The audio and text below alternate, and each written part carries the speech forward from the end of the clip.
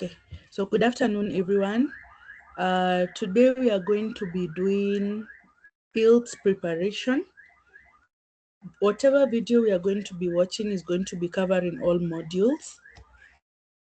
And in this case, we are going to be reading about every module: reading, writing, listening, and speaking. And our major focus on this specific preparation is going to be the IELTS general training. Because our exam is usually the IELTS UKVI general training, since it's an immigration one.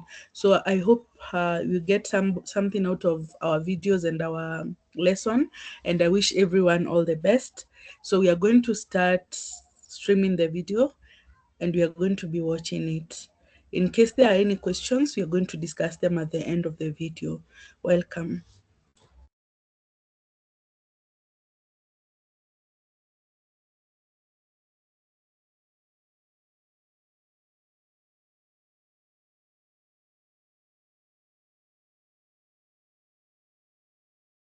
Getting a band 7, 8, or 9 in IELTS is totally possible. Thousands of my students who watched these free videos on YouTube already have. And whether you're taking IELTS academic or general training, today you'll learn the best strategies for each section of the test that will help you get a higher score. So let's start with IELTS reading and solve the two main problems. First, how to save time and locate answers quickly. And second, how to answer more questions correctly. So here we'll look into the trickiest types of tasks and how to solve them. But first, there are a couple of quick things you need to know about this section.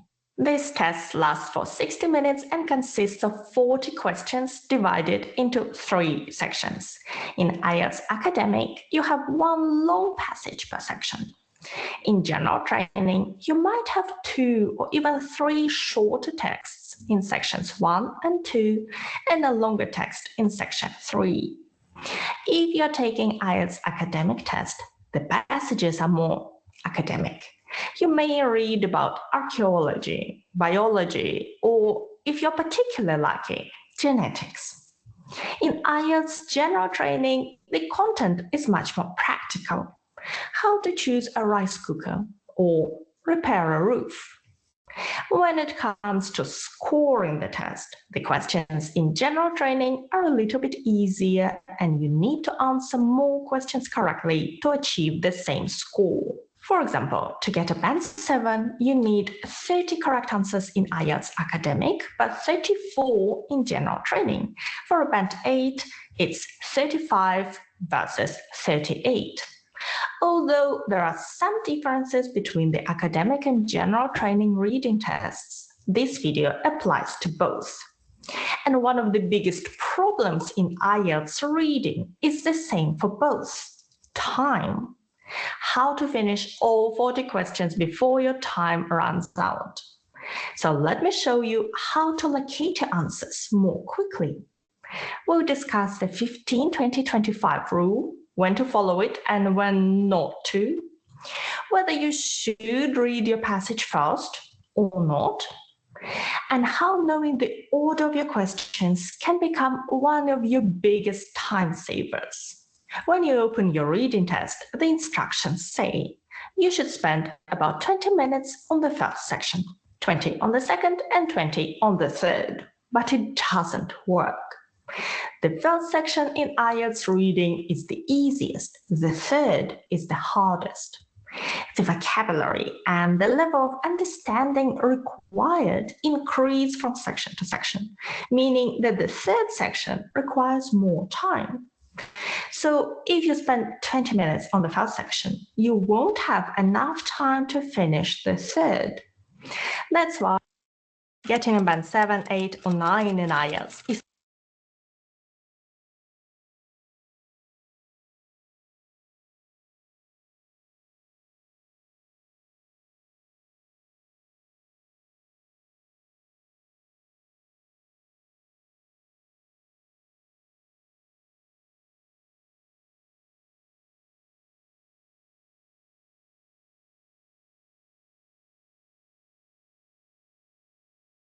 on YouTube already have.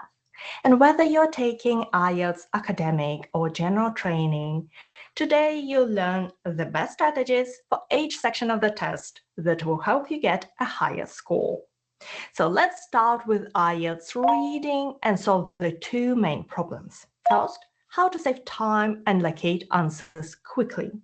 And second, how to answer more questions correctly. So here we'll look into the trickiest types of tasks and how to solve them. But first, there are a couple of quick things you need to know about this section. This test lasts for 60 minutes and consists of 40 questions divided into 3 sections. In IELTS Academic, you have one long passage per section. In general training, you might have 2 or even 3 shorter texts in sections 1 and 2 and a longer text in section 3. If you're taking IELTS academic test, the passages are more academic. You may read about archaeology, biology, or if you're particularly lucky, genetics. In IELTS general training, the content is much more practical. How to choose a rice cooker or repair a roof.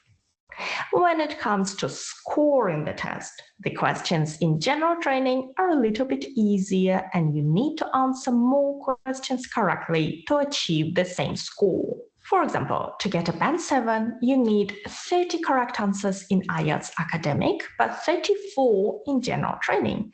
For a Band 8, it's 35 versus 38. Although there are some differences between the academic and general training reading tests, this video applies to both.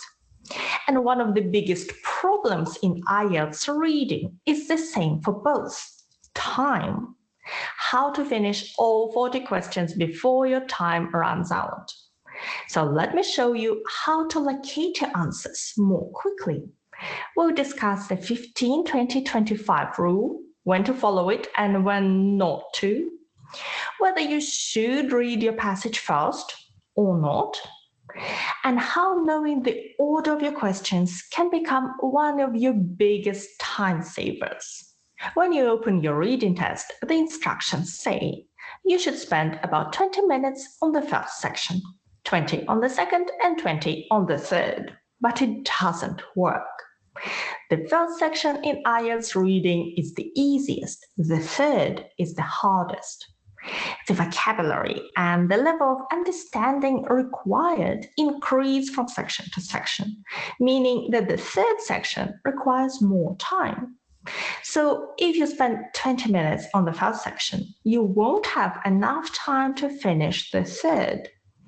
That's why I suggest spending about 15 minutes on the first section. Don't get too comfortable, just try to finish it as quickly as you can without compromising your accuracy.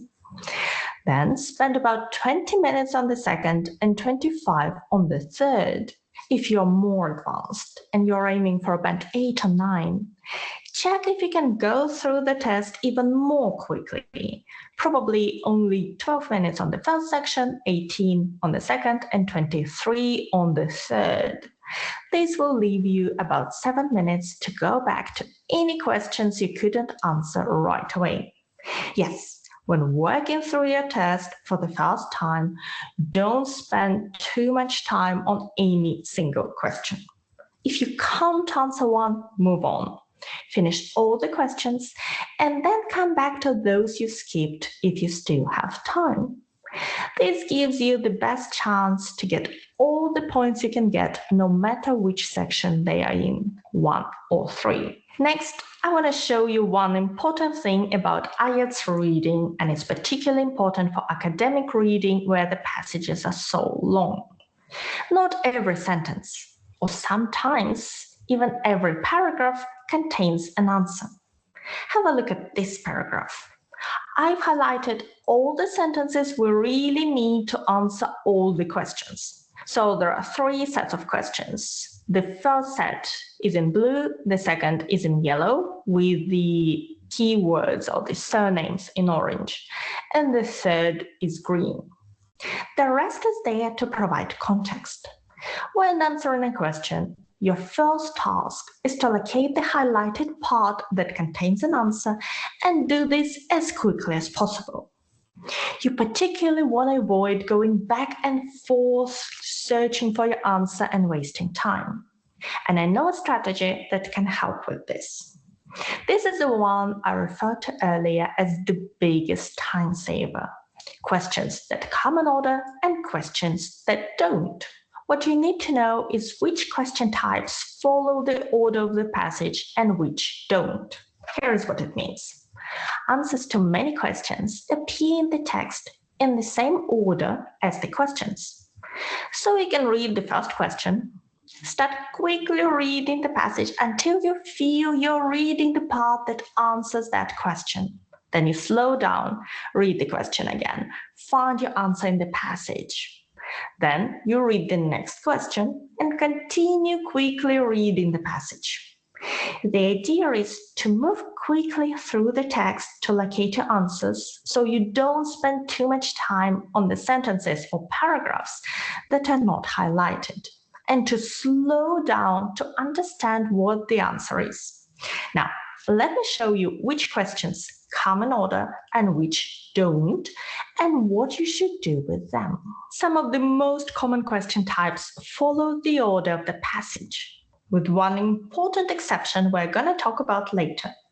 Questions that come in order are true, false, not given. Here, you need to say if a statement is true or false, or maybe the answer is not given.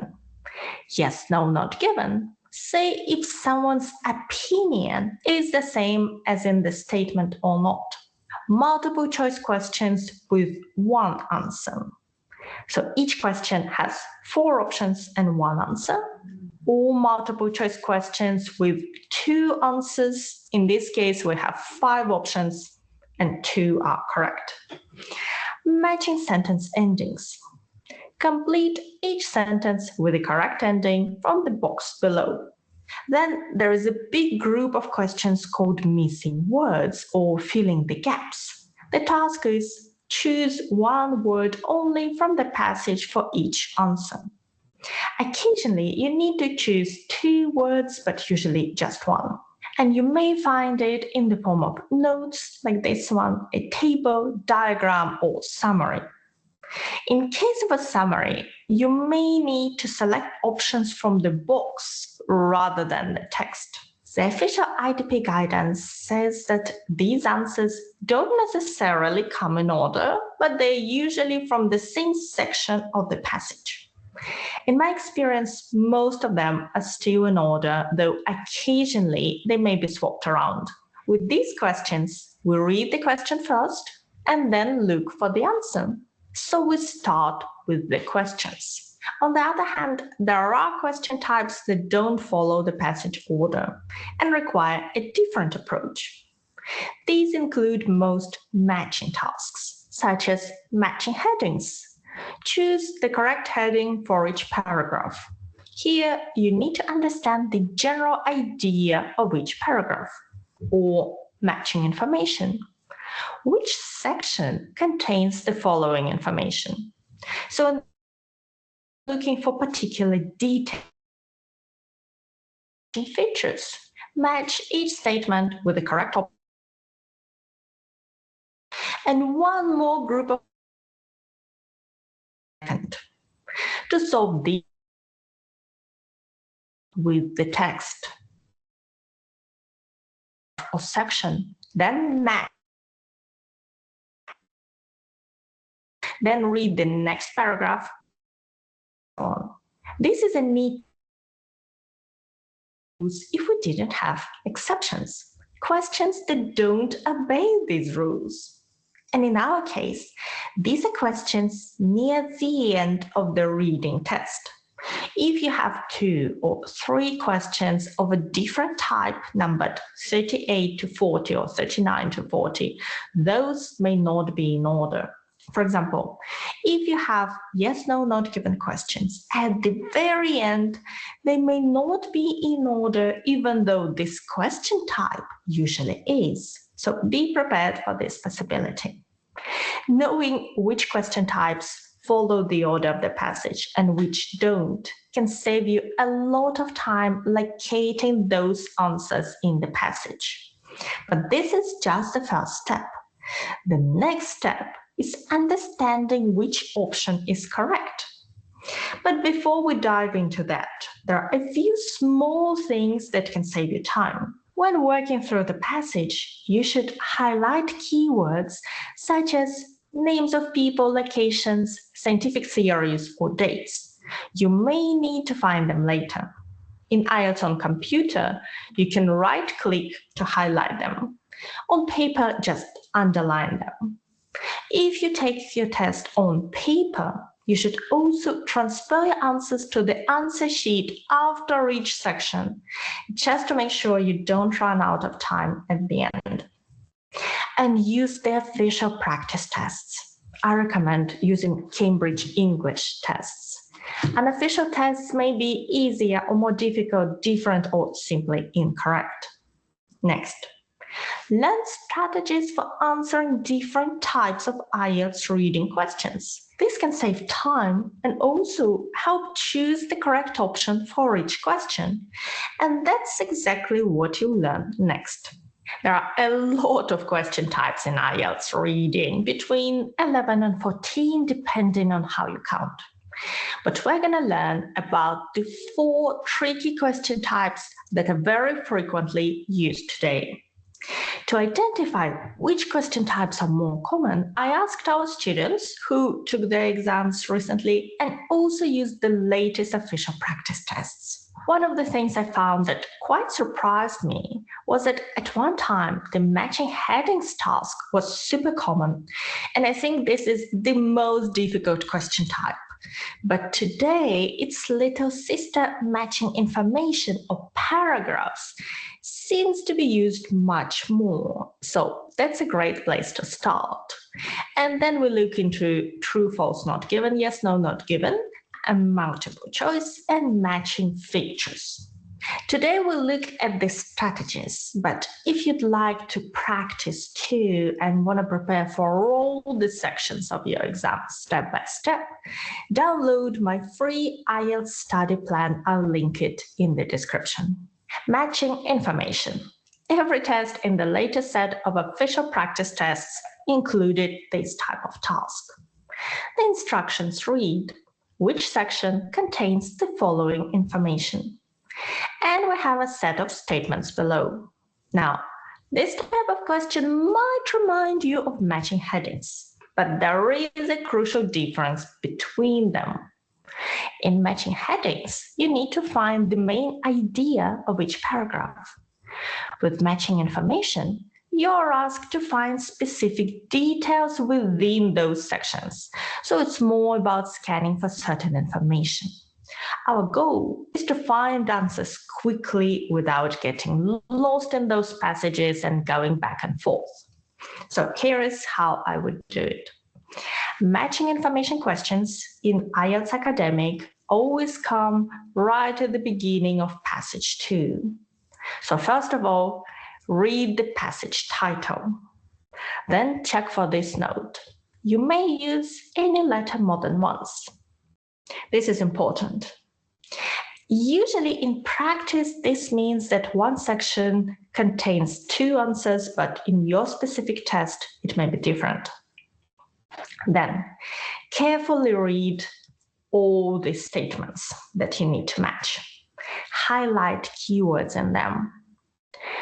That will help you concentrate on what you're looking for, but don't look for the same words, look for the meaning because words are usually paraphrased. Then, read the first section. Check if any of the questions, any of the statements match the information. Remember, not all sections contain an answer. So if you can't see any, move on and read the next section. And if you miss some answers the first time round, it's okay. Go through your passage and then try to find answers to those statements you couldn't match the first time round. But if you still can't, just move on to other questions. You may still find this information and answer them later. The next types of questions every test has are true, false, not given, and yes, no, not given. They look very similar, but there is a difference. Let me show you. In true, false, not given questions, we're dealing with facts. For example,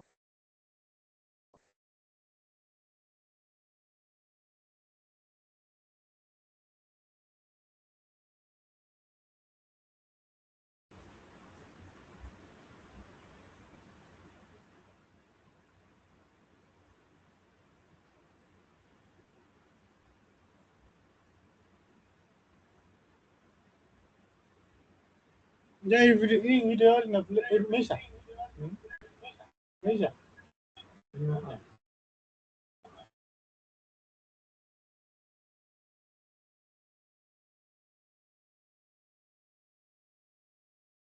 questions is when you start thinking, but the meaning.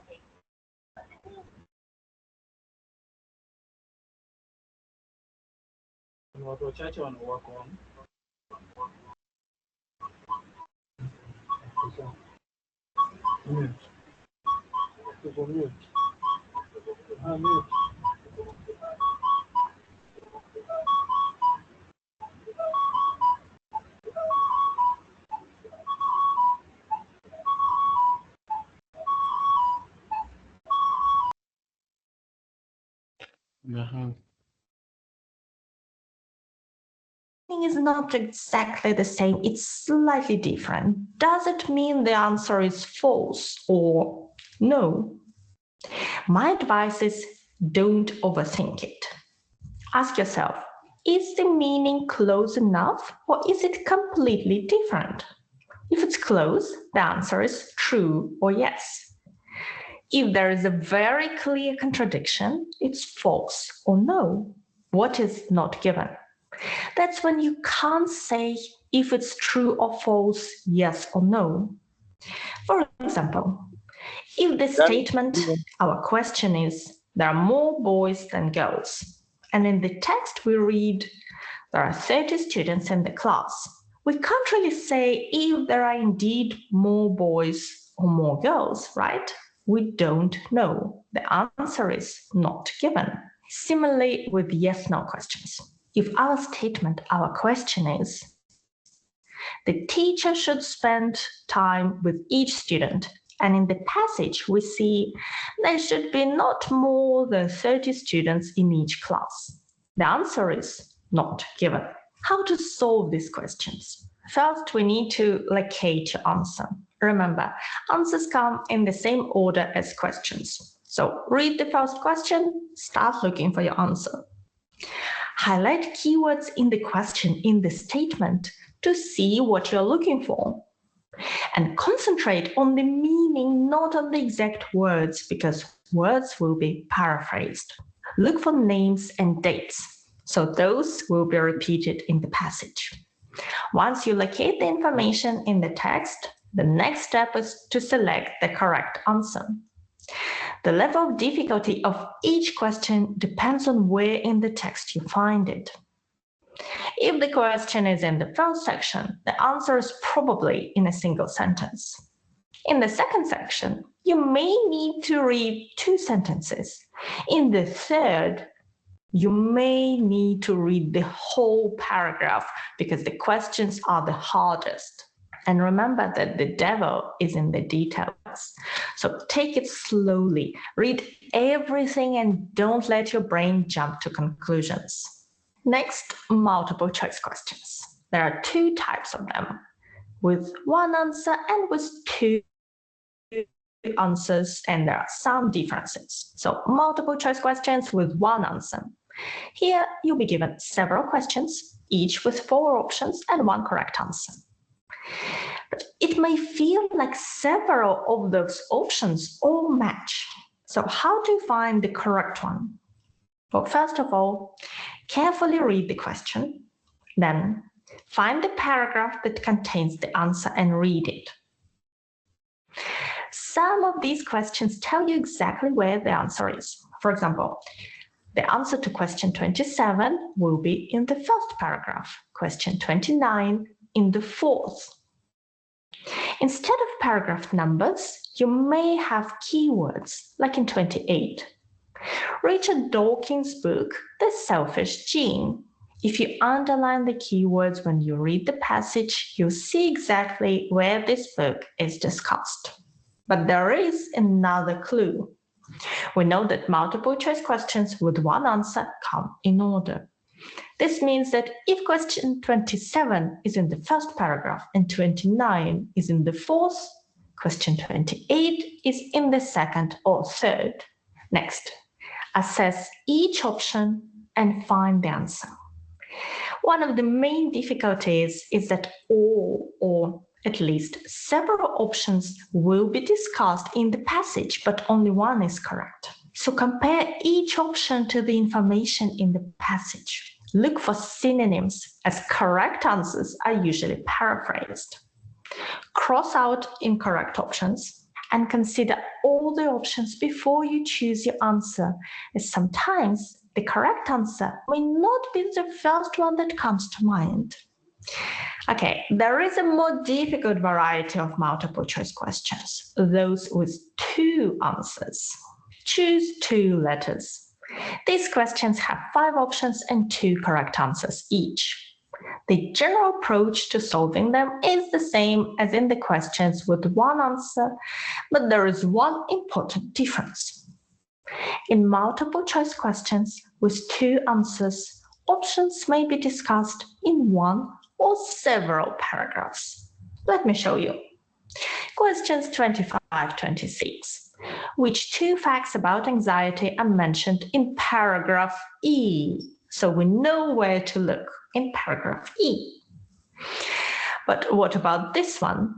Which 2 of the following statements does the writer make about the discoveries of Barnett's team?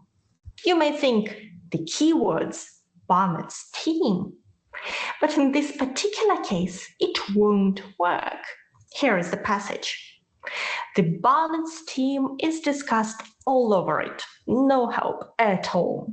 I've read it and highlighted where our options are discussed, mainly in several paragraphs in the middle, D, E, and F, and in pink you see Opland, which is a keyword from one of the options. A lot to read. One good thing is that these questions are usually at the very end of section 2, so you're expected to have read the whole passage by the time you get to the question. So hopefully you know where to look for your answer. In any case, multiple choice questions with 2 answers may require a lot of time. If you can't find answers quickly, finish all the other questions in your test and then return to these questions. I'm afraid there is no shortcut here. But the next question type has a really useful trick, and it's becoming increasingly common too. Matching features. Here, you need to match a set of statements 19, 20, 21 to a list of options in the box A, B, C. These may be names of researchers, or in general training, a list of professions or a list of hobbies. First of all, check if you may use any letter more than once. If yes, you most likely will. Questions are not in order, so we can't look for an answer to the first statement. Instead, carefully read all the statements and highlight keywords. Try to remember the gist or the main topic of each statement. Now, here is the useful trick. Scan the passage for options in the box. With other question types, I prefer quickly reading the passage instead of just scanning it looking for a particular word. But I find that with matching features, it usually works quite well, and you can just scan, and it saves time. When you find one option mentioned, slow down, carefully read the information related to this option, and then check if it answers any of the questions, if it matches to any of the statements. Sometimes you may find an option from the box, but it doesn't match with any statements. Then continue scanning for the next option.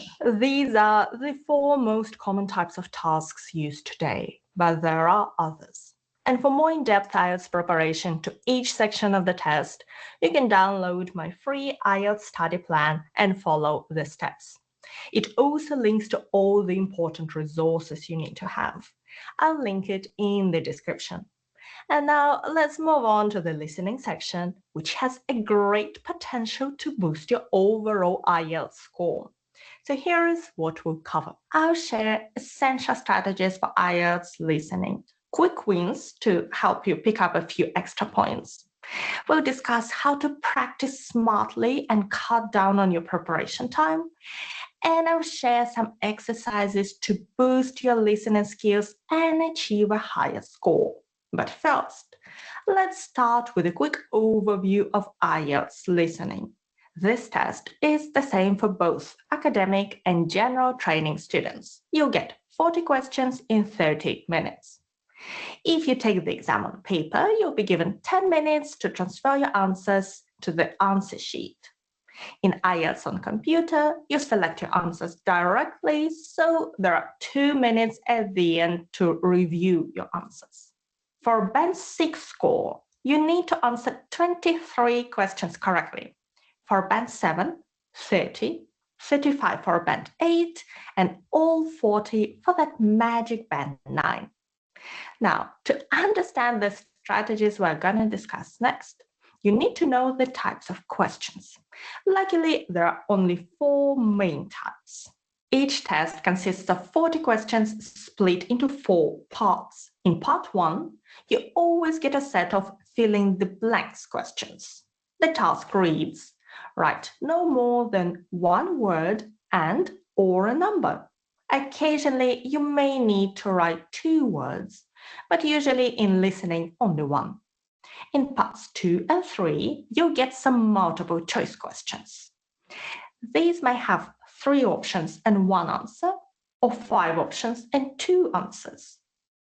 In these sections, you might also find a map, quite a tricky type of task, or a matching information task with a set of options in the box, which you need to match to a list of questions below. In the latest official Cambridge practice tests, I found a new pattern. In the past, there was either a map or a set of matching information questions, one or the other. Now you may occasionally get both. For example, the 2 tasks you've just seen are from the same test. Part 4 is another set of filling the blanks questions. However, questions in this part are noticeably harder than in part 1. And if you just compare our tasks, part 1 was a dialogue between 2 people about a local park, an easy everyday topic, while part 4 is an academic lecture about a Neolithic archaeological site. Very different vocabulary, as you can imagine. These are all the main question types. Remember that you will hear each recording only once, and there are no pauses between different parts of the listening test. Now, let's talk about 2 strategies in IELTS listening that can make a huge difference to your score. If you try to practice listening test, you've probably noticed that the test is fast-paced. There is a lot to read, a lot to listen to. Options are not easy to pick from, and it can all get pretty overwhelming, and it's so easy to miss some answers. One thing that could make this section a bit easier is if you could carefully read questions before listening to the recording. Indeed, in the test, you are given some time to do that. Well, it's enough in part 1 and maybe part 2, in parts 3 and 4, it's not. For example, you are given 35 seconds to read all this. I didn't finish. Here is the solution that helped me with that very first test I took when I still lived in Kazakhstan and only dreamed about studying in the UK.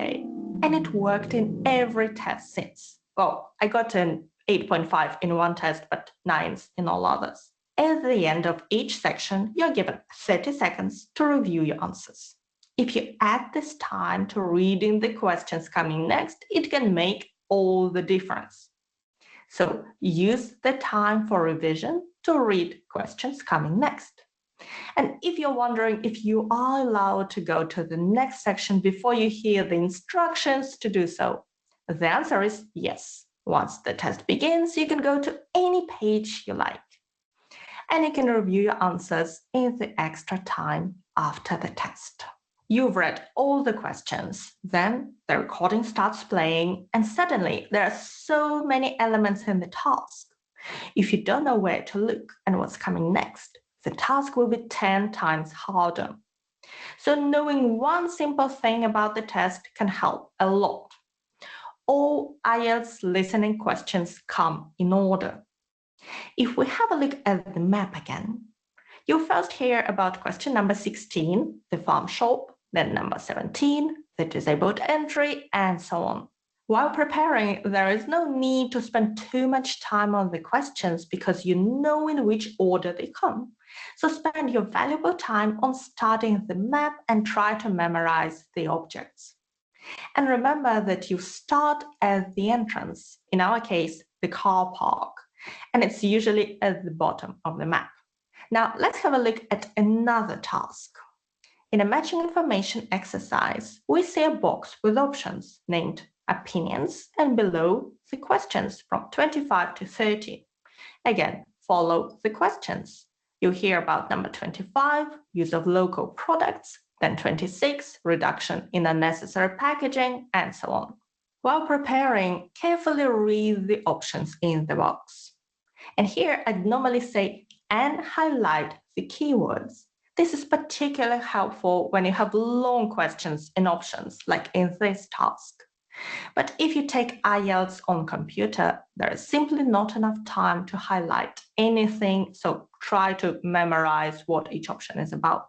So the two most important strategies that can help you make this test more manageable are to read all the questions and options before the recording, using the revision time for that. And then once the recording starts playing, to follow the questions. Apart from these strategies, there are some other easy wins or helpful pieces of knowledge that can help you get more correct answers. Here they are. First of all, information is repeated in IELTS. If correct, the answer will not change. Once you found your answer, move on to the next question. Saying that, you will hear them discussing options that turn out to be incorrect. Beware of distractors intended to confuse or mislead you. Let me show you how they work. They are sometimes used in maps when you hear something like, we wanted to move the cafe closer to the lake. You think, okay, the option near the lake is the answer, but they continue. But then we decided to keep it in the existing location near the roads. Be ready. In another question type, multiple choice questions, several options on the list are usually discussed, but only one of them is correct, and the meaning is the same. For example, look at this question. Which event raised most funds this year? And you may hear, the film show usually attracts a significant number of donations, but this year it rained so much that the event was cancelled. The pancake evening generated some money for the charity, but the biggest success in terms of raising funds too was the cookery demonstration.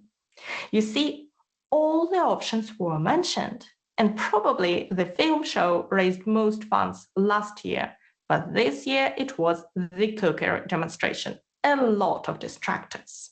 Next, don't wait to hear the exact words from the question in the recording. While you hear some, correct options are often paraphrased. So look for the same meaning, not the same words. And if you missed an answer, move on to the next question. Trying to find an answer you missed is a sure way to miss more answers. At the end of the test, there will be some time when you come back to these questions and try to figure out which answer was correct. So leave them until then. And if you're taking your exam on paper, underline keywords and cross out incorrect options. If you take IELTS on computer, I'm afraid you can't do that because highlighting takes too much time. The next question I often hear is, can I write the answers in capital letters? Here is the latest IDP recommendation. In IELTS on paper, write all your reading and listening answers in capitals, so it's clear for the examiner. However, in computer-delivered IELTS, handwriting is not an issue, so you should try to write all words using upper and lower case. However, in IELTS writing, you must use correct capitalization everywhere. Next, don't leave questions unanswered. Make your best guess. Points for incorrect answers are not deducted, and there is always a chance to guess it right. Spelling counts. You do need to spell the words correctly. You can use British or American spelling. Here's a good one. Once you find a missing word, check that the sentence is grammatically correct. For example, look at question number 2. Wetland, lakes, ponds, and a. Notice the article a. So could the answer be rivers? No, the sentence is not correct. The answer is river. Just a noun, so don't include. Look at 3. Science. Children look at. What's the answer? Program or data? We don't have the article in the question, which means the answer must be plural or uncountable. In our case, data. Next, keep an eye on 2 questions, your question and the next.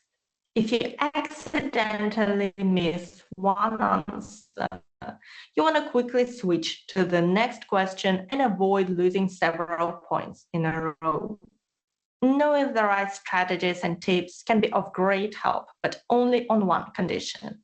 If you practice the right way, I'll show you my favorite way to practice to achieve better results and cut down on the number of tests you need to do.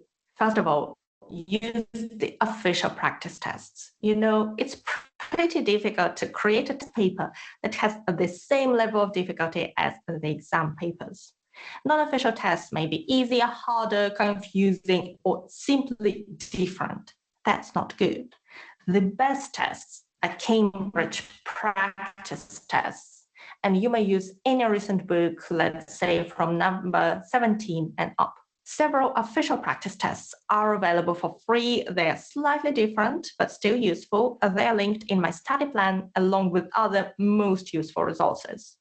And following the steps in this plan can help you shorten your preparation time, and it's free to download in the description below. Okay, once you do a full IELTS listening test, don't just count the number of answers and close the book. An equally important part comes next. At the end of the book, you can find audio scripts of all the recordings. Here they are. So check each question you answered incorrectly and try to understand why you got it wrong. Was it the spelling? Were you confused by a distractor? Maybe a certain type of task is more difficult for you.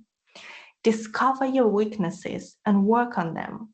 And if you couldn't understand certain parts of the recording, but the transcript was perfectly clear, this is a sign that your listening skills need a boost. And here are my 2 favorite ways to improve listening skills. The first involves using a Cambridge practice test. Use a test you've already completed. So select one recording. First, listen to it without the transcript. There is no need to answer any questions, just focus on listening. Are there parts that sound unclear to you? If so, listen again while following along with the transcript in the book. So make sure you can clearly hear every phrase. If not, replace this phrase or sentence until you can clearly understand every word. Finally, listen to the recording again without the transcript. It should now sound much clearer to you. This exercise helps your brain Connect the words and phrases you know with their pronunciation, improving your listening skills. Number 2, learn different accents. In your test, you may encounter British, Canadian, or Australian accents. However, I think it's most important to get comfortable with British and American accents. Don't stress about trying to understand American movies. Instead, focus on sources with clear speech and good articulation, such as podcasts or news. Audiobooks are also a fantastic source. Listening is a passive skill, so you can work on it even while doing something else. I usually listen to books while cooking dinner or when I'm on the tube, and I easily finish a couple of books a month. And I listen to all my books on Audible. If you're not there yet, you can get any audiobook as part of their free trial. I'll leave a link in the description to claim your free book. Just remember that if you don't want to start paying for your monthly subscription, you need to cancel it within 1 month, and you still get to keep your first book. The 2 sections we've covered so far, reading and listening, check your passive English skills or how well you understand English. The next 2 sections, speaking and writing, check how well you can produce something in English. And these are more difficult skills to develop. Also, these sections are assessed in such a specific way that you need more preparation to deliver what the examiners expect from you. So let's talk about IELTS speaking first. It's the same for everyone, academic and general training students. And I'll show you what really matters in parts 1, 2, and 3 of the speaking test. And I'll also share some proven techniques you can use to give high-scoring answers.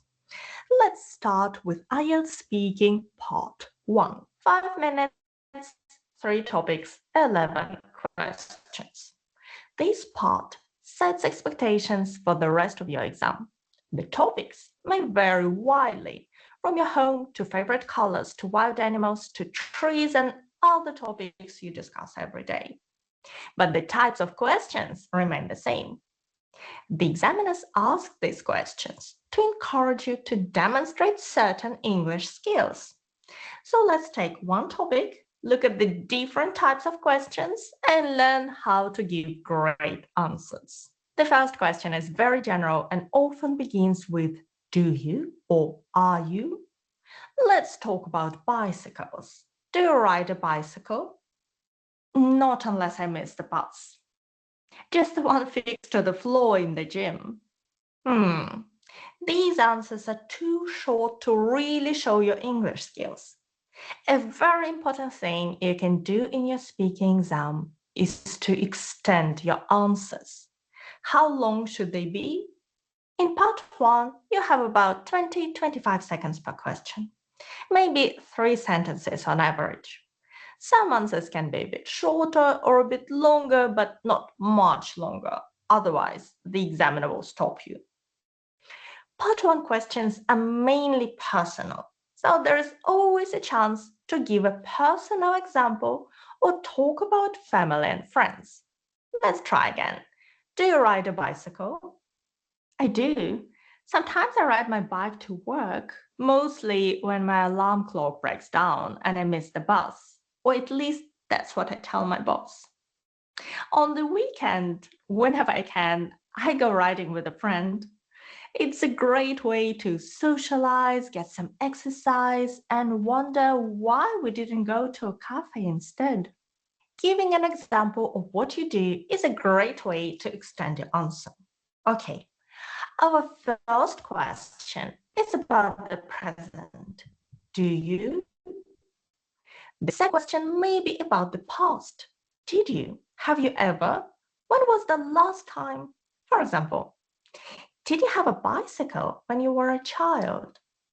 Now, in this answer, I want you to look for different ways to talk about the past. The examiner will. I did actually. Both of my parents were very keen cyclists, so they bought bicycles for me and my little sister. We used to go riding with them over the weekend. We had this roof rack on the car, And they'd put their own bicycles up there with ours in the boot, and off we go to the countryside. Here, we used 3 different ways to talk about the past. The past simple, of course, did, were, bought. Also, used to. We used to go riding. This means we did this regularly but don't do it anymore. To be completely honest, we never did, and I don't even have a sister. But in IELTS, it doesn't matter. We could also use would. You see those D's? They'd go, we'd put, we would put, they would go. Again, something we used to do regularly but don't do anymore. If you could use some of these structures, it would be a plus. Examiners assess how varied and accurate your grammar is. Still, the most important thing in your exam is communicating with your examiner. So think about what you want to say first and don't worry if you make some mistakes. Let's return to our question types. Question number 5. Once you answer questions about yourself, you may be asked about others. Do many people in your country, for example, do many people in your country ride bicycles? Another thing the examiners pay attention to is if you link your sentences together so your answer flows. In speaking, we use simple linkers like this. Unfortunately, no, at least not in the cities because the roads are very congested with cars and buses. It's really not safe to ride around on a bike. However, you do see a lot more people using them in small towns and villages, especially in the eastern part of the country where it's quite flat. We have a couple of linkers, at least not in the cities, and however, to show the contrast, in our case, the contrast between the cities and the villages. Another type of question is about the future. Do you think people will do something more or less in the future? In our case, ride bicycles. Another aspect examiners assess is your vocabulary. How many words do you know? How many mistakes do you make? They pay attention to the so-called less common words. Okay, which words in our next answer would you consider less common? Probably more. With how bad traffic jams are getting, I think bicycles might actually start looking like the faster option. I think people are also becoming more conscious of the need to cut carbon emissions. Any less common words? A few, I think. Traffic jams, conscious, and carbon emissions. You don't need super complex words, just some less common ones. Generally, don't try and use words if you're not sure of their meanings. Don't use long words just because you think the examiner will be impressed. Take the word siblings. Does it mean the same as brothers and sisters? Well, kinda yes. But would you say my sibling and I were always fighting? Well, you shouldn't really. This word is more formal than that. Just say, my brother and I fought all the time, and no one will doubt your vocabulary skills with that one. What we could commonly say is, I guess it was a case of sibling rivalry. So sibling rivalry means competition between brothers and sisters, and this is a collocation, 2 words we commonly use together. What I want to say is choose words you know and don't try to deliberately complicate your speech. And now let's summarize what we've covered so far. Extend your answers 20-25 seconds each. Give personal examples. Use varied and accurate grammar. Use spoken linkers to connect ideas. Use less common words. Avoid words if you're not sure of their meanings. As for our question types, there are some other types you may be asked. Do you prefer? Would you like to? How often do you? Why do you? What would you like about, or what do you like about? Is there any? Like, is there any traditional food you enjoy in your country? To keep this video reasonably short, we're not gonna look into them, but if you'd like to take a print screen of these questions, feel free to do it now. And I wanna show you something interesting. When most IELTS students prepare for their speaking test, they spend a lot of time on part 1, less on part 2, and even less on part 3. When the examiners score your test, they see part 1 as the first impression, important but not decisive, while parts 2 and 3 are really key to determining your score. And there are two things in particular that are extremely important in part 2, but not in part 1. So let me show you what these are and how you can give a brilliant answer even if the topic is hard and you don't know what to say about it. Part 2 is a so-called long turn.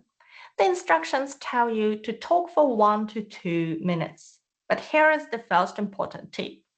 Aim to talk for 2 minutes until the examiner stops you. Don't worry if you don't finish the story. What worries a lot of test takers is whether we will like the topic. I mean, whether we find it easy to talk about because we have some experience. So let's imagine we know next to nothing. What can we do in this situation? Here is the topic. Describe a person you know who plays a musical instrument. You should say who this person is, how you know this person, what music he or she plays, and explain why playing a musical instrument is important for this person. If you find the topic hard, let's imagine you know next to nothing about musical instruments. Try to find a story that is easy to tell. Don't go for describing a friend playing the violin professionally if you don't have the vocabulary. So choose something easy, maybe something from when you were younger. How about school? A music teacher? Before I show you how you can give a band 8 or 8.5 answer if you don't know much about the topic, there are two things you need to understand about part 2 first. Number 1, make connections. What's especially interesting to the examiner in part 2 is how we connect all the bits together. So the long-term part 2 is a test of how fluent and coherent you are. You're coherent if you can tell a good story that has a beginning, a middle, and an end. You're fluent if you can talk for 2 minutes without too much effort. And that takes us to the ways we join ideas together. So pay attention to how it's done in the answer. The second thing is to keep the sequence. Let's be clear, you don't have to follow the bullet points. Yes, you can just tell a story and it's a great approach in some situations. But if you struggle to find what to say, the safest bet is to build your answer around each of them. There are always 4, and each bullet point requires an increasingly complex answer. So let's see how the level of complexity will go up throughout the answer, and also why the last point is the most important one. Okay, our 2 focus areas are connecting our ideas and building around those bullet points. Let's have a look at the answer. Who the person is. One little tip is to choose someone who's not your close relative, so you can describe who this person is. An easy way to start is to paraphrase the topic and add that it was the examiner who asked you to talk about it. You've asked me to talk about someone who can play a musical instrument, so I'm going to talk about my former music teacher at school. His name is Mr. Strings. Our topic is about playing musical instruments, so let me confirm that he can play some. And he plays more than one instrument, actually. He can play the piano, the guitar, and a couple of wind instruments. Nothing extraordinary, Bullet point 1 is usually simple. Number 2, how you know the person. This type of question is great for some storytelling, and this means using verbs in the past and connecting events together. So pay attention to the words used to connect ideas. I first met Mr. Strings when I started high school. He taught music to our class in the first 3 years, from about age 11 to 14. After that, music was an optional subject and I didn't take it. Not because I didn't enjoy it, but because I have no ear for music at all, I'm afraid. I couldn't sing, and even Mr. Strings couldn't get me beyond the basics with the recorder. We used a couple of linkers to create this sequence. First, after that, not because, even he. Make sure you include these linkers in your answer. We also have a couple of idiomatic expressions. To have ear for music means to recognize and copy sounds. You need to have a good ear to master the violin, or you may have no ear for music. A great idiom to know. Get me beyond the basics. This is an interesting expression meaning to learn more to become more advanced. As the talk continues, it's a chance to take things to a more complex level using more complex grammar. The next bullet point is what music he or she plays. As for the music he played, I think that depends on if you're talking about the music he played to earn his living as a teacher or his passion. At school, it was the traditional stuff, piano accompaniments to the school choir. I was always impressed by how he could keep a straight face when half the class was butchering jingle bells. Here, the sentences are longer and more complex because the ideas are more complex.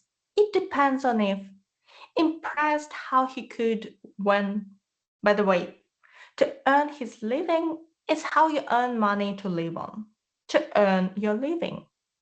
And to keep a straight face is not to show emotions. And to butcher, well, you can imagine what a school class can do to Jingle Bells or any other song for that matter. To further extend the answer, we can add a little story about the person we are describing. But I think it was about a year after I finished school. I would have been around 19 when I randomly saw Mr. Strings play the piano with a jazz band at a local jazz festival. It was really nice to see him up on the stage enjoying himself. If he hadn't made a living as a teacher, I'm pretty sure he could have become the next big name in jazz. Here we have some complex verb tenses. I would have been. That's the past modal. It shows that I'm guessing something about the past. And the last sentence is conditional type 3. If he hadn't made a living as a teacher, he could have become.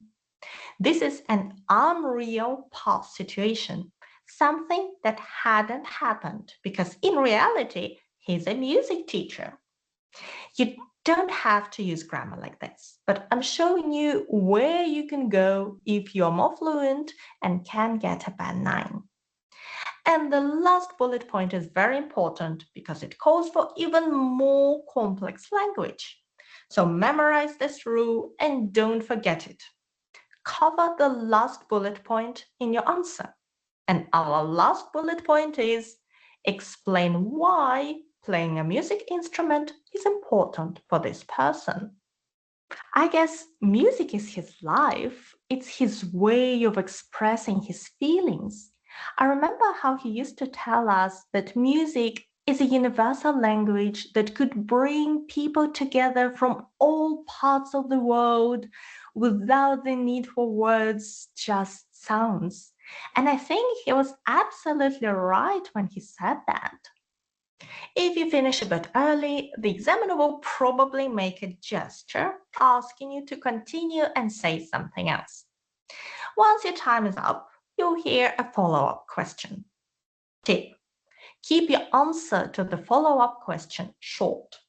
Here's how it goes. Have you talked to anyone else about this person? Yes, my old friends from school. I moved away from the city, but they tell me he's still teaching and playing jazz. Showing your fluency or ability to tell a coherent, logical story where ideas flow one from another is key to part 2.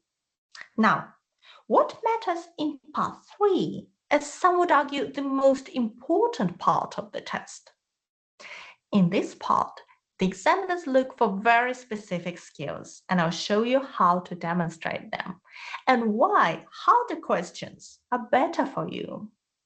IELTS Speaking Part 3 is less predictable. It's aimed to push you to the limit to prove how good your English skills really are.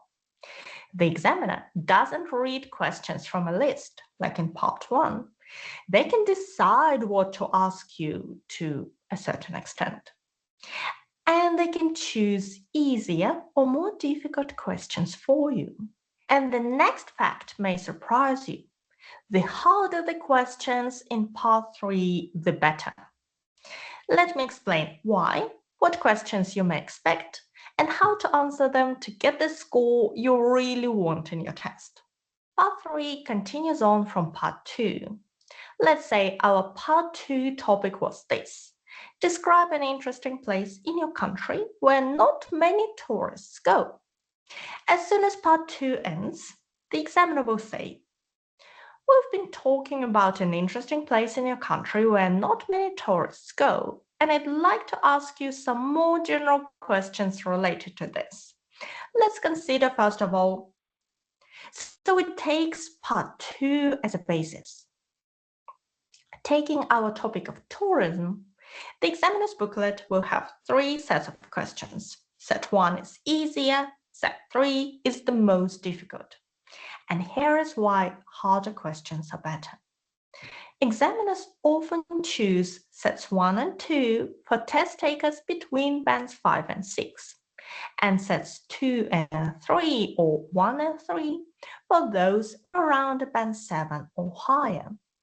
So whatever set of questions you get, your part 3 answers should follow these rules. Short answers are not enough in part 3. Give examples and reasons, and look at the issue from 2 points of view. Don't talk about your personal experiences if you can help it. The idea is to get away from your personal stories of parts 1 and 2 and talk about people in general. Let's look at a brief example.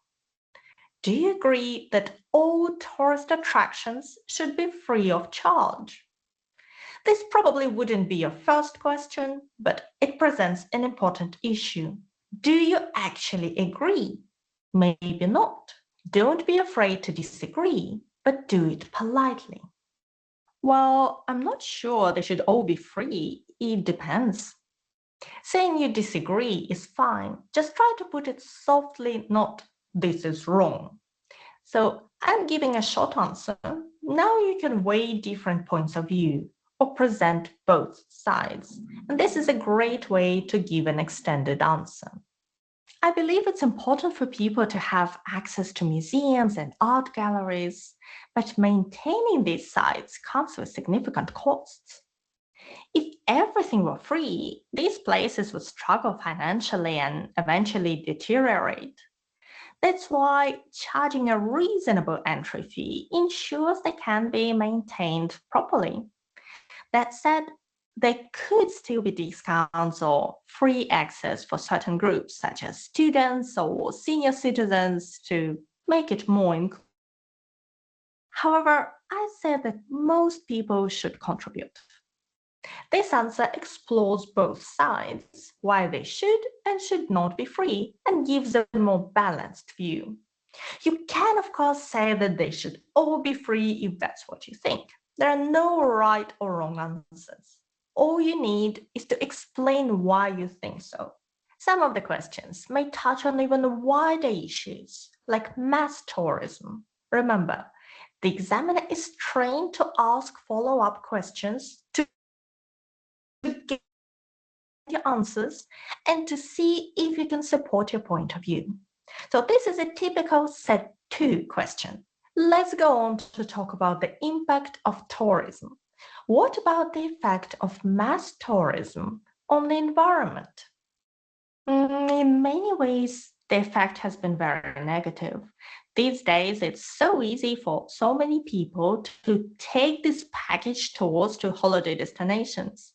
And that is ruining these places, thanks to the numbers involved and the infrastructure needed to accommodate them, like hotels, restaurants, and shops built next to the places of natural beauty. The answer is not very long, so the examiner will ask a follow-up question. What can be done about this? Is the answer to ban tourists from visiting certain places?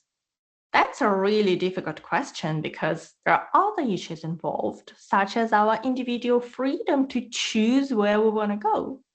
But at the same time, if the numbers of tourists allowed to visit certain places could be limited in some ways, that could be one way to preserve these places.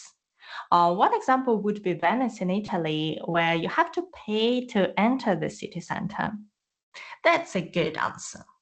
Next, there can be moments when you find it hard to understand the question. Look at this set 3 question. What are the chances of virtual travel replacing real travel in the future? In part 3, if you're not sure what certain words mean, you can ask. For example, I'm sorry, what do you mean when you say virtual travel?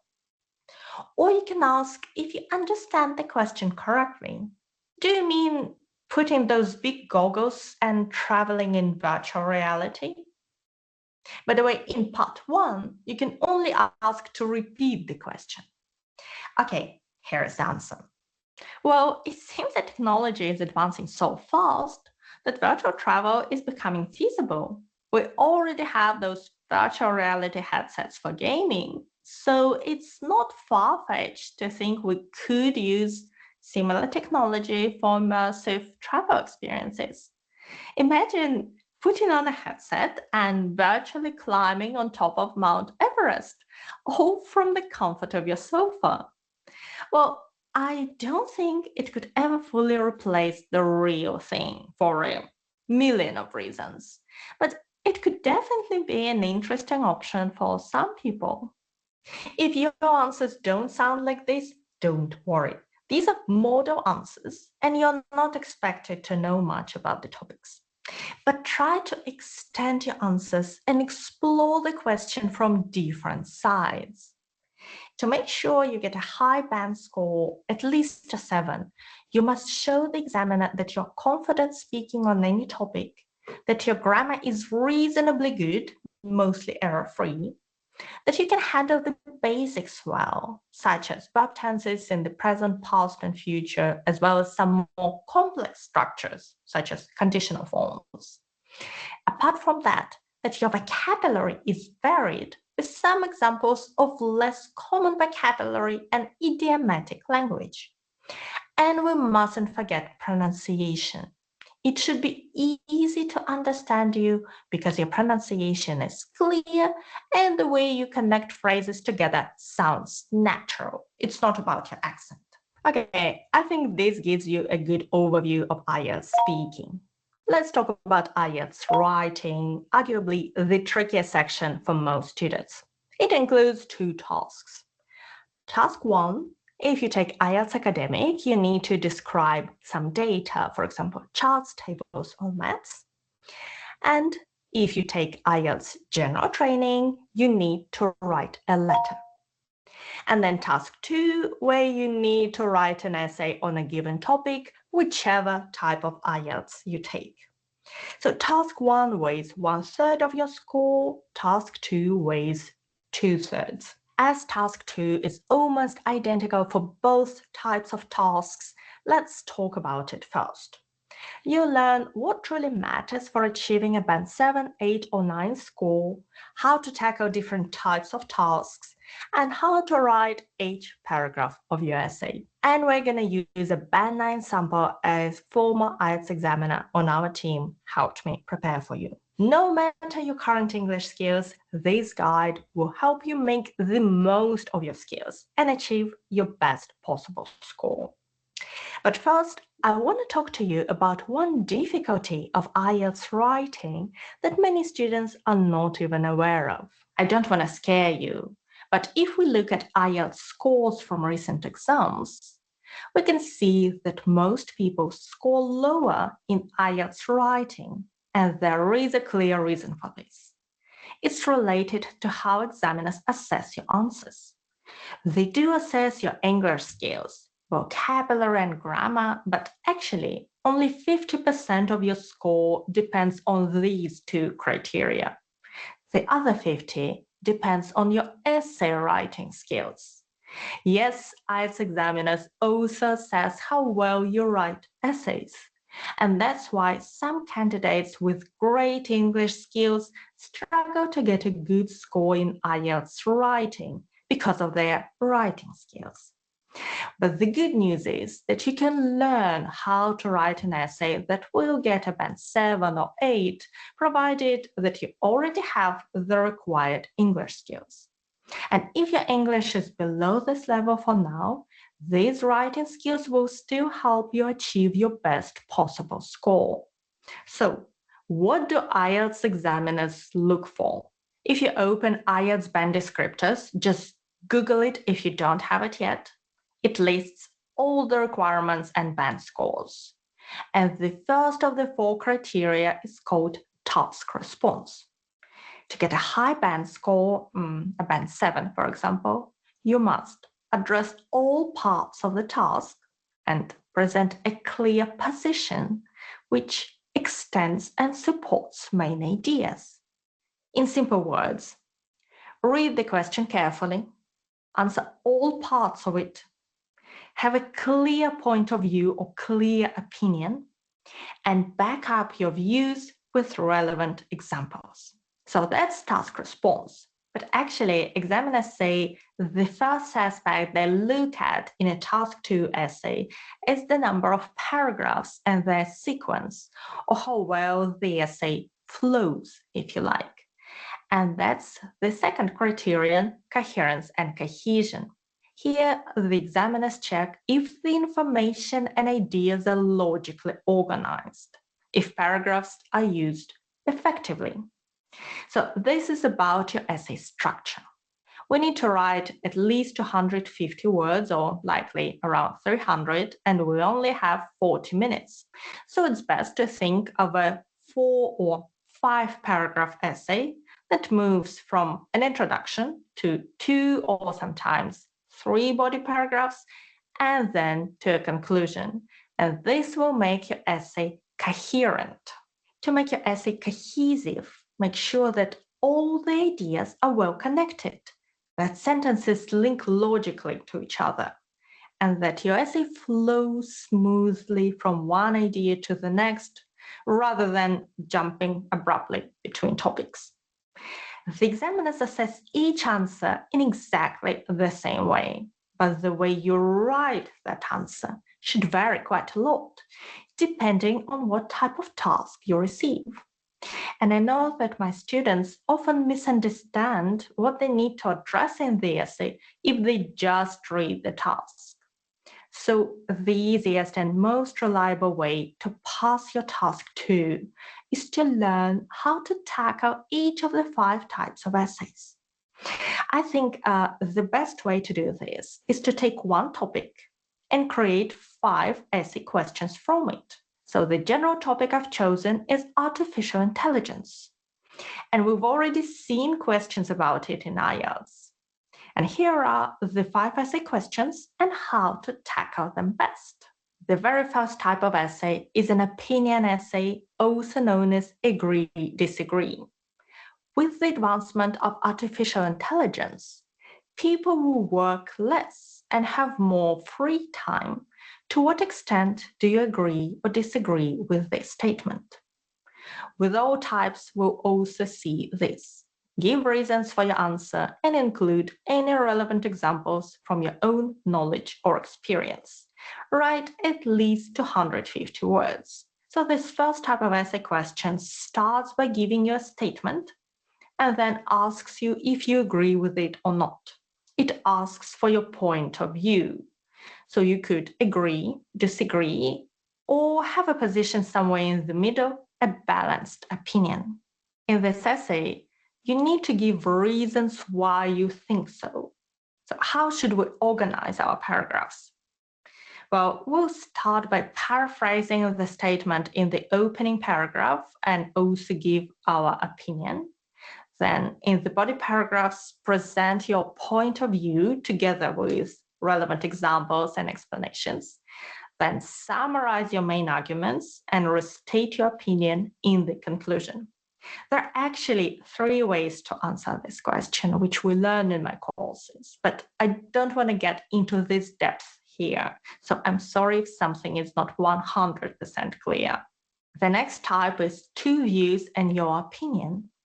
Some people believe that advances in artificial intelligence will lead to job losses, while others think that this technology will create new job opportunities. Discuss both these views and give your own opinion. This type looks a bit more complicated, right? Well, it gives you 2 opposing views and asks you to write about both views and give your own opinion. So it doesn't matter which view you agree with, you need to discuss both. And it should also be clear which view you agree with, or you have a balanced opinion.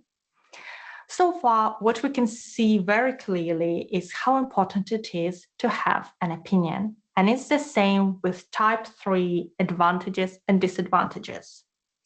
With the advances made in artificial intelligence, many jobs can now be completed by robots or computers instead of people. Do you think the advantages of this development outweigh the disadvantages? This is another essay where you need to give your opinion, but this time in terms of advantages and disadvantages. Again, you must discuss the advantages, the disadvantages, and give your opinion. And if you see, for example, more advantages, it's likely that you're going to discuss those first. But you still need a good paragraph about the disadvantages, or your essay won't fully cover all parts. The last 2 types are different. Type 4 is 2 direct questions. Artificial intelligence is replacing humans in the workplace. Why is this happening? Do you think this will have a positive or negative impact on society? A statement followed by 2 questions. It appears to be a little bit more straightforward because in the introduction, all you do is paraphrase the 2 questions, no opinions required. In body paragraphs, answer each question in a separate paragraph. There will be elements of personal opinion because, for example, the first question is asking you to explain, but the second one is to give your point of view. Do you think? So give your point of view in the second question if it asks you for one. And the final type, problem solutions. Advances in artificial intelligence are changing the way people work. What problems might people face because of these changes? How could these problems be solved? It looks the same as the 2-part question. The only difference is that the questions in this type always look at problems and solutions, or causes of a problem and solutions. Again, the most common structure is to answer each question in a separate body paragraph. I'd suggest simply learning by heart what to write about in each essay type and how to structure your answers. Let's now look at some sample Band 9 paragraphs from our essays, which were written together with a former IELTS examiner on our team. But before we do that, let's not forget about the vocabulary and grammar, the real English part of the writing test. Half of your mark depends on your vocabulary and grammar. It's not that I think they're not as important as the first two criteria. It's just that they take longer to improve. And this part is more about your English skills than IELTS preparation. But there are still ways to present your skills in a better light. So here is what matters as far as IELTS examiners are concerned. They look at the words you use. You need to have enough resource for some flexibility and precision. So you need to show that you know how to say things in different ways, how to express yourself accurately using just the right words. That includes the use of what they call less common items. For example, free time is common, leisure time is less common. You don't need some big words. Next, examiners look at your awareness of style and collocation. Your style should be quite formal, so definitely avoid informal expressions or slang. And collocations are words that frequently go together with other words, like to do homework, to take an exam, or an outstanding career. And they do check the number of mistakes. For a band 7, you can have a few errors, but your ideas should be clear throughout. As for your grammar, nobody expects that your grammar is going to be perfect. A few errors is absolutely fine, but try to write error-free sentences as often as you can, which means avoid extra long and extra complex sentences where you're likely to make mistakes.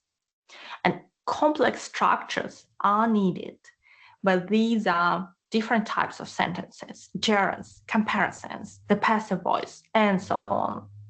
So you don't need to make your writing extra complex. And it's true that you can't get a band 7 with this is an apple and this is a banana, but avoid overcomplicating things. Now, the most interesting part. It's time to look at some sample extracts from our task 2 essays. With each one, I'm going to look at one of the 4 task descriptor criteria. And let's start with the first paragraph from our examiner, an introduction to the opinion essay. So this one states that with AI, people will work less and have more free time. In this introduction, I really like how it gives a great start to the task response. So the first sentence paraphrases the topic sentence. There are those who think that recent developments in artificial intelligence will have a profound effect not only on work, but also on leisure time. The second sentence explains the topic in more detail. The idea is that AI will take over routine, time-consuming tasks, allowing people to focus on high-level work while enjoying more quality time with family and friends. And the third sentence presents the all-important opinion very clearly. However, I believe this view is misleading, and the reality is likely to be quite different.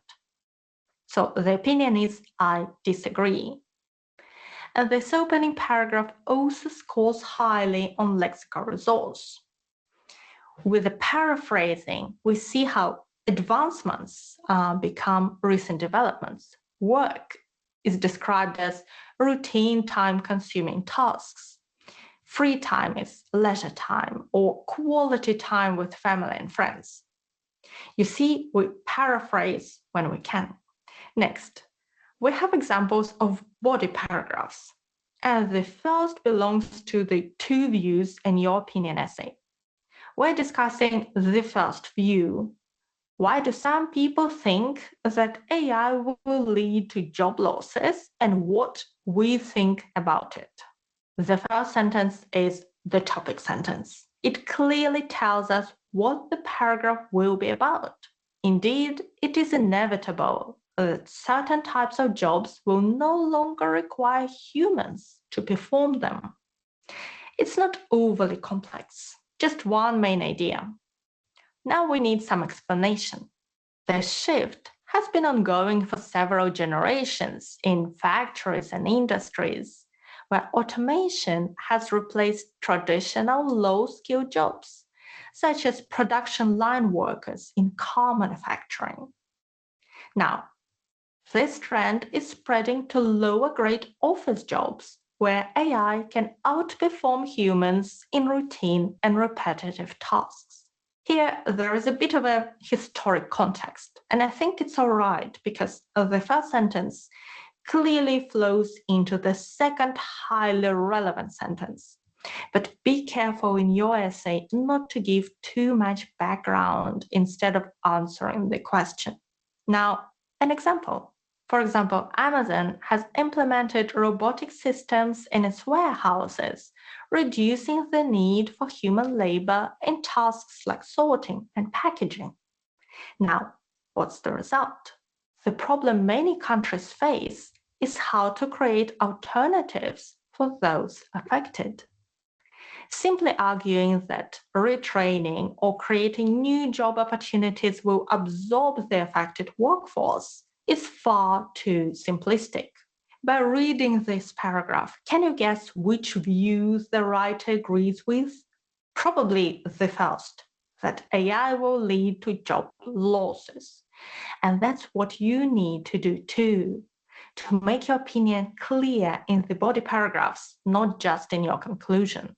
Now, let me show you one thing that often confuses students in the advantages disadvantages essay. But generally,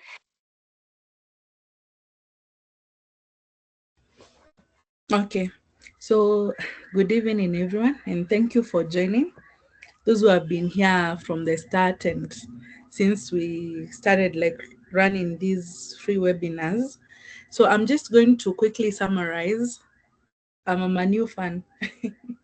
So you have to understand that at least you've gotten the key concepts of everything that is required, or rather every skill that you need to apply in each and every module. And my general summary for these all these modules would be: number one, we started with reading. And I remember, if you have been joining the sessions from previous times, I did the reading module at one particular point. And the major key points in reading module, for you to be able to pass the reading module, I stated several skills, and it's the same that has been stated on this video. So I'm going to just like summarize them for you. And in case you have a question, you can type it on the chat, and then we are going to discuss it. So on the reading, you need to skim for main ideas. You need to scan for specific information from the paragraphs given, and then you need to use a strong vocabulary, and also remember to recognize it even in the paragraphs that you've been given. So you need to identify the synonyms, you need to identify the vocabulary that has been used. You also need to have proper time management skills, actually, because remember, it is 3 sessions and then you only have like 60 minutes. So remember, in the previous one we had said that for the first part you use 15 minutes, the second part you use 20 minutes, and then the last part, which is considered the most complex, you involve yourself by maximizing the time to around 25 minutes. But this doesn't mean that you have to exhaust your 60 minutes fully. You can make it as short as possible if you use the skills that I'm stating out.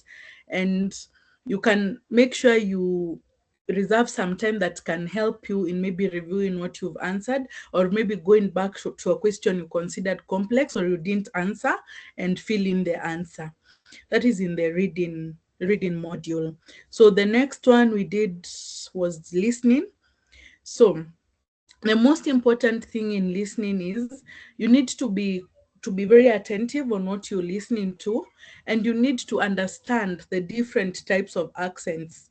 Actually, even just as the guide that you are using said and mentioned, you need to understand the British accent specifically in this case.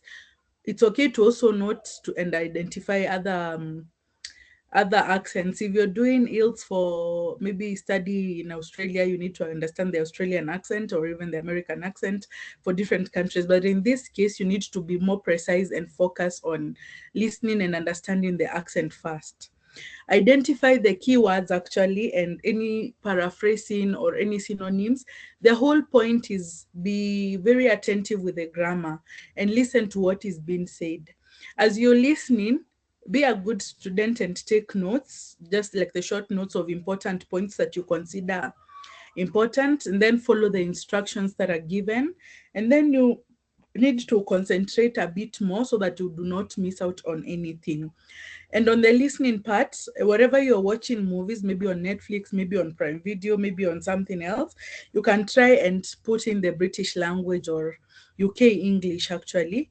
And also, you can also try and read some books, and then you you use the British language actually for translation or for listening. In the same video, there is a link about the book. So I'm going to also share the link with you guys so you can try and create an account there and try to listen maybe to books or something. That is for the listening. Then we move to speaking. Remember, I had written a very important note on our chat that when you're doing speaking, you need to be very confident, number one. Number two, the language that you're using needs to be you need to use proper grammar rather and avoid a lot of grammatical errors. So you need to be confident as you're speaking. You need to try to be as fluent as you can be. Do not pause for long. Do not put unnecessary punctuations where they are not necessary and all that. So you need to apply all the grammatical skills that maybe you have learned and the ones that you know. Remember to apply synonyms again. Remember to pronounce your words clearly. The other thing is also remember the skill, giving detailed answers. Speak as much as you can. Prolong your answer, make it, but as long as it is making sense or it's in relation to the question, just speak.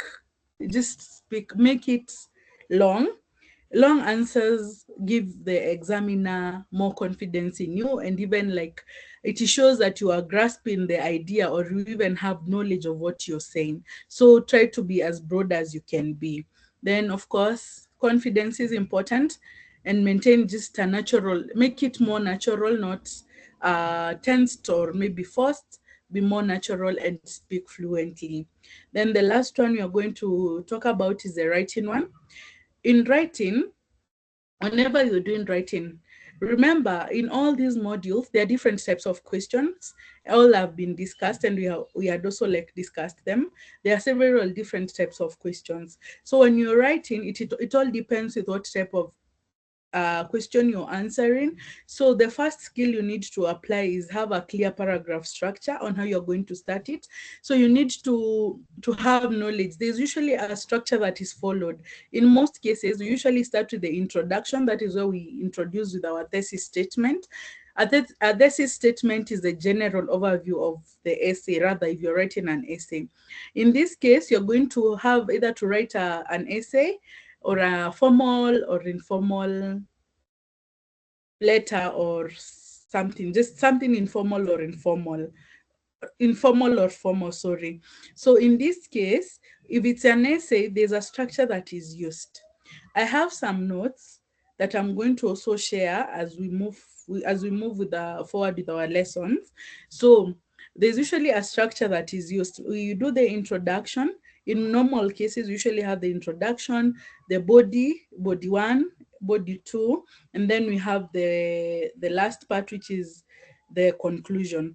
So the body one and body two, that is a discussion. So it's a basically introduction, discussion, and then we have a conclusion at the end. That is the most basic format of IELTS writing. So for you to be able to write all these, whether it's the essay or if it's an informal or formal letter, you need to have a very clear paragraph structure. You need to have a strong grammar, and ensure that you're very accurate.